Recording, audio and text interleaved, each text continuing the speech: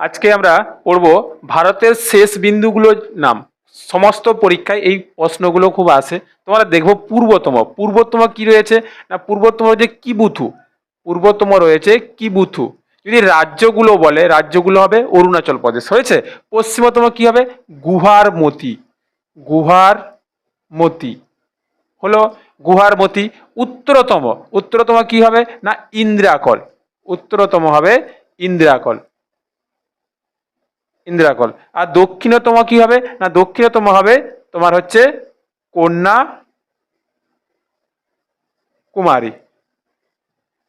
আর মূল ভূখণ্ডের দক্ষিণতম সেটা হবে কি ইন্দ্রা